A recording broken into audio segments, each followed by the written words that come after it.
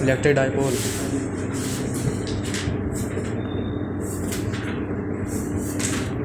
द्विध्रुव ही है ना। चलो ठीक है, हो गए वैद्युत द्विध्रुव। चलो ऑन करेंगे ना। वैद्युत द्विध्रुव इसको इंग्लिश में कहते हैं इलेक्ट्रिक डाइपोल। Electric dipole. वैद्युत द्विध्रुव इलेक्ट्रिक डाइपोल। ठीक। अब ये इलेक्ट्रिक डाइपोल क्या होता है, वैद्युत द्विध्रुव क्या होता है? देखो, वैद्युत द्विध्रुव एक निकाय है जिसमें दो, देखो एक ही क्या होता है, निकाय होता है, सिस्टम होता है। वैद्युत द्विध्रुव एक ऐसा सिस्टम है जिसमें दो आवेश हो, लेकिन आवेश कैसे हो? परिमाण में तो समान हो लेकिन प्रकृति में विपरीत, है ना। दो ऐसे आवेशों का निकाय, दो ऐसे आवेशों का निकाय जिनके परिमाण कैसे हो? समान लेकिन प्रकृति इनकी भिन्न भिन्न हो, क्या कहा जाता है? वैद्युत द्विध्रुव। ठीक है ना। एक ऐसा निकाय जिसमें दो समान आवेश, जिसमें दो समान आवेश या समान स्थिर बिंदु आवेश जिनके परिमाण तो समान हो लेकिन प्रकृति विपरीत हो और एक दूसरे से अत्यंत अल्प दूरी पर रखे गए। समझ में आ सबको? सर ऐसे भी हो सकती है। कैसे? समान परिमाण तथा विपरीत प्रकृति के बीच की न्यूनतम दूरी को विद्युत द्विध्रुव कहते हैं। हाँ, न्यूनतम दूरी यानी इनकी जो दूरी हो बहुत ही अल्प हो। यानी दो आवेश हो, देखो आवेश हमने मान लिया -q और एक आवेश हमने मान लिया +q। दोनों आवेश परिमाण में कैसे हैं? समान है, लेकिन इनकी जो प्रकृति है कैसी है? विपरीत है। एक माइनस का एक प्लस का, तो परिमाण में समान लेकिन विपरीत प्रकृति के, और इनके बीच की दूरी अत्यंत अल्प हो, बहुत ही कम हो। तो मान लेते हैं इनके बीच की दूरी 2L है, इनके बीच की दूरी 2L है। तो इस सिस्टम को, इस पूरे अरेंजमेंट को, इस पूरे निकाय को वैद्युत द्विध्रुव कहा जाता है।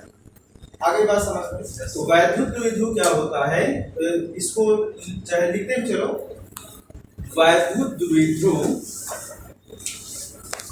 एक ऐसा निकाय है जिसमें दो समान परिमाण एवं विपरीत प्रकृति के स्थिर बिंदु आवेश एक दूसरे से अत्यंत अल्प दूरी पर स्थित होते हैं। तो ये आपका हो जाता है वैद्युत द्विध्रुव। इसी में हम लोग को पढ़ना है वैद्युत द्विध्रुव आघूर्ण। वैद्युत द्विध्रुव, वैद्युत द्विध्रुव आघूर्ण, वैद्युत द्विध्रुव आघूर्ण।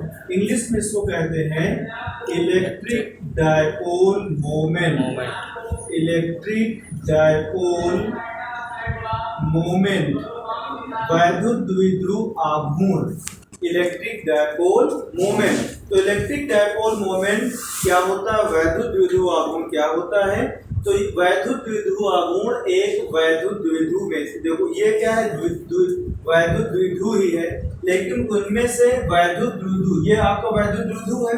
वैद्युत द्विध्रुव में से एक आवेश, है ना, एक आवेश, तो दोनों में से कोई एक आवेश और उनके बीच की दूरी का गुणनफल। तो इसको देखो परिभाषा लिखेंगे हम लोग। वैद्युत द्विध्रुव, वैद्युत द्विध्रुव में से एक आवेश, में से एक आवेश, तो दोनों में से कोई एक आवेश तथा दोनों आवेशों के मध्य अल्प दूरी के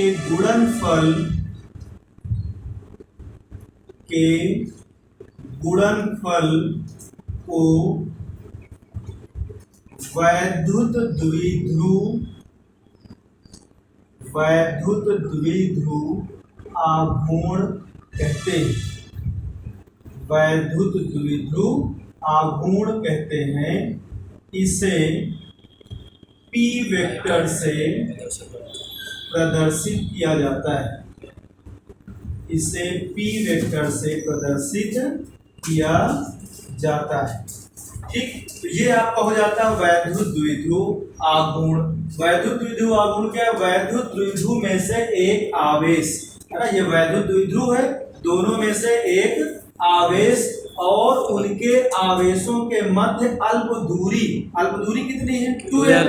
अल्प दूरी के गुणनफल को वैद्युत द्विध्रुव आघूर्ण कहते हैं। इसे P वेक्टर से प्रदर्शित करते हैं। अब P वेक्टर लगा दिया, इसका मतलब ध्यान से P वेक्टर लगाया, ये कैसी राशि है? सदिश राशि है। तो इसका जो फॉर्मूला बनता है P vector equal Q into 2l vector. P vector into 2l vector, या कह सकते हैं इसको P बराबर मैथमेटिकली बार जब हम लोग न्यूमेरिकल सॉल्व करेंगे तो वेक्टर ये सब ना यूज करके P इक्वल Q2QL लिखा करेंगे। P इक्वल 2QL लिखा करेंगे। ठीक है, तो ये आपका हो जाता है वैद्युत द्विध्रुव आघूर्ण। तो ये यहाँ पर हमने देखो पहले से ही P वेक्टर लिख रखा था। तो ये P वेक्टर क्या है? वैद्युत द्विध्रुव आघूर्ण है। और इसकी दिशा कैसी होती है? इसकी दिशा होती है ऋणावेश से धनावेश की तरफ और अच्छी स्थिति में होती है। तो ये आपका वैद्युत द्विध्रुव आघूर्ण हो जाता है। ठीक है, इतना नोट करो। द्विध्रुव आघूर्ण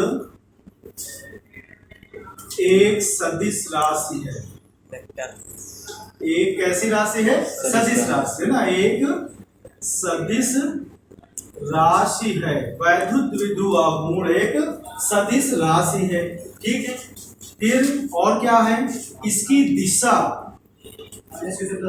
हाँ, इसकी जो दिशा होती है ऋणावेश से धनावेश की तरफ, इसकी दिशा सदैव ऋण, इसकी दिशा यहाँ लिखो सदैव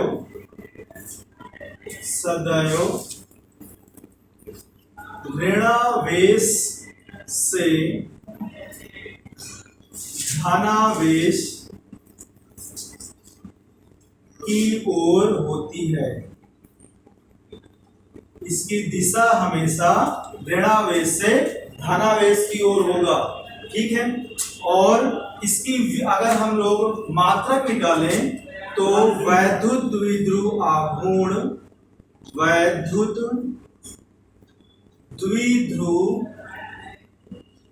आघूर्ण का SI मात्रक, हाँ, क्या हो जाएगा? फॉर्मूला निकाल लो, कूलॉम इंटू मीटर। तो कूलॉम इंटू, बताया था इंटू ना करके यहाँ डैश किया करते हैं, कूलॉम इंटू मीटर होता है। कूलॉम इंटू मीटर होता है। इसकी विमा बताओ, इसका विमीय सूत्र, जिसका विमीय सूत्र होगा Q की विमा 80 और L की विमा L ही है ना। तो Q की विमा क्या हो गया आपका 80 और उसका L, तो हमने तो कहा पहले आपको L लिखना है ना, तो LTA है ना। इसका विमीय सूत्र LTA होता है। ठीक, ये आपका विमीय, ये क्या हो गया? पूरा वैद्युत द्विध्रुव के कुछ पॉइंट्स लिख दिए हम लोगों ने। तो क्या लिखा? ये एक सदिश राशि है, इसीलिए हमने इस पर वेक्टर लगा रखा है। फिर हमने कहा इसकी दिशा सदैव ऋणावेश से धनावेश की ओर होगा। सदैव ऋणावेश से धन की तरफ इसकी दिशा होगी। एक P का उल्टा जो हमने अभी बनाया था, इधर अगर माइनस Q लिया है, इधर प्लस Q लिया है, तो इसकी दिशा हमेशा इस तरह से होगा। ये ऐसे दिशा इसकी होगी, कभी दिशा इस तरफ को नहीं रहेगी। ठीक है, और पहले हमेशा इधर आपको ऋणावेश लेना है, फिर धनावेश, यानी चाहे इधर लो लेकिन दिशा हमेशा माइनस से प्लस की ओर होगा। फिर है वैद्युत द्विध्रुव आघूर्ण का जो SI मात्रक होता है कूलॉम मीटर होता है। इसका जो विमीय सूत्र होता है वो LTA होता है। और एक इंपॉर्टेंट बात लिख सकते हो, इंपॉर्टेंट पॉइंट, वैद्युत द्विध्रुव आघूर्ण का कुल आवेश कितना होगा, इसको लिख लो, वैद्युत द्विध्रुव आघूर्ण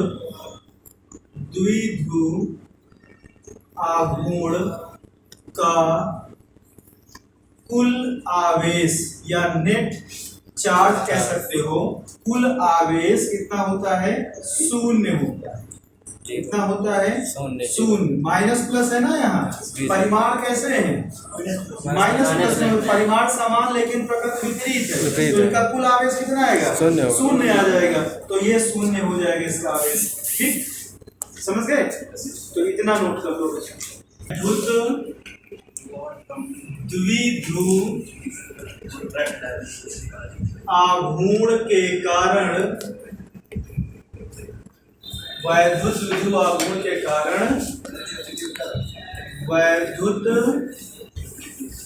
क्षेत्र की तीव्रता, ठीक, वैद्युत क्षेत्र की तीव्रता किसके कारण, वैद्युत द्विध्रुव आघूर्ण के कारण। ठीक है, अब जबकि तीव्रता का सूत्र हम लोग पहले पढ़ चुके हैं।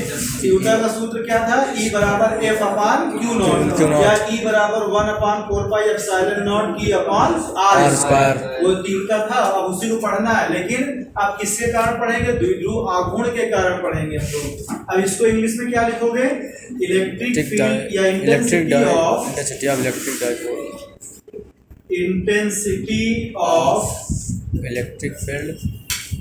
Electric field of due to a electric dipole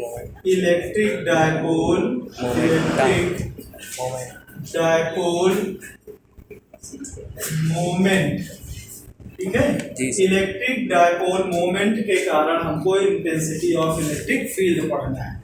ठीक, अब देखो, अब इसको कैसे पढ़ेंगे, इसको भी हम लोग तीन तरीके से पढ़ते हैं, तीन तरीके से। तो नंबर 1 पढ़ते हैं अच्छी स्थिति में, अच्छी स्थिति में, या इसी को अनुदैर्ध्य स्थिति भी कहते हैं, इसी को अनुदैर्ध्य स्थिति भी कहते हैं, अनुदैर्ध्य स्थिति। ठीक, और दूसरा पढ़ते हैं निरक्षीय स्थिति, निरक्षीय स्थिति में, या इसी को हम लोग अनुप्रस्थ स्थिति भी कहते हैं। और एक पढ़ते हैं किसी भी बिंदु पर। तो हम लोग जो मालूम करेंगे वैद्युत क्षेत्र की तीव्रता, वो तीन स्थितियों मालूम करेंगे। वैद्युत क्षेत्र की तीव्रता किसके कारण, वैद्युत द्विध्रुव आघूर्ण के कारण।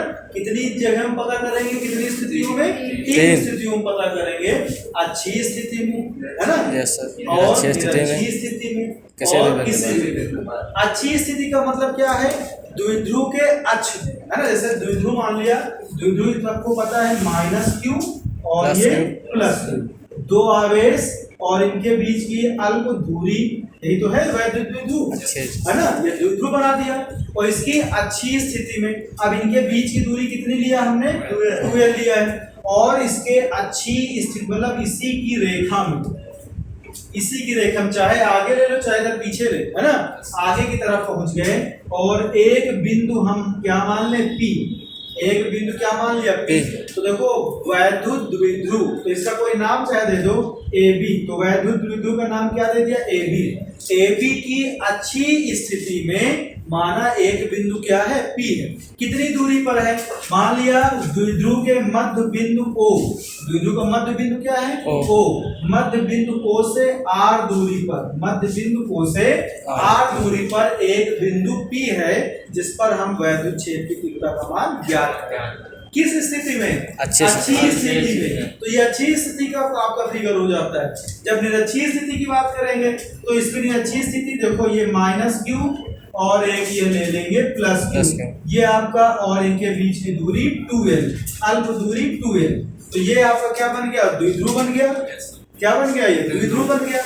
और इसकी किस स्थिति में, निरक्षीय स्थिति में, यानी अक्ष पे ना हो, है ना, अक्ष पे ना हो। तो यहाँ मान लिया कोई बिंदु P है और इसका मध्य बिंदु O है, तो मध्य बिंदु O से निरक्षीय स्थिति में R दूरी पर एक बिंदु P है और इसी बिंदु P पर हमको क्या करना होगा, वैद्युत क्षेत्र की तीव्रता को ज्ञात करना।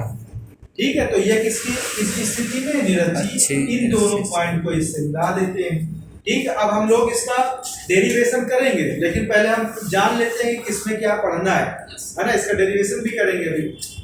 फिर किसी भी बिंदु पर आप कोई भी बिंदु ले लो तो माइनस क्यू, ये दोनों तो बिंदु फिक्स हो गए, माइनस क्यू प्लस क्यू। अब इनके बीच की दूरी फिर हम ले लेते हैं 12 और ये किसी भी बिंदु पर, तो मान लिया कोई भी बिंदु P है ना, तो किसी भी बिंदु पर ले लिया बिंदु O से, तो ये इनके बीच को हमको निकाल लेना है।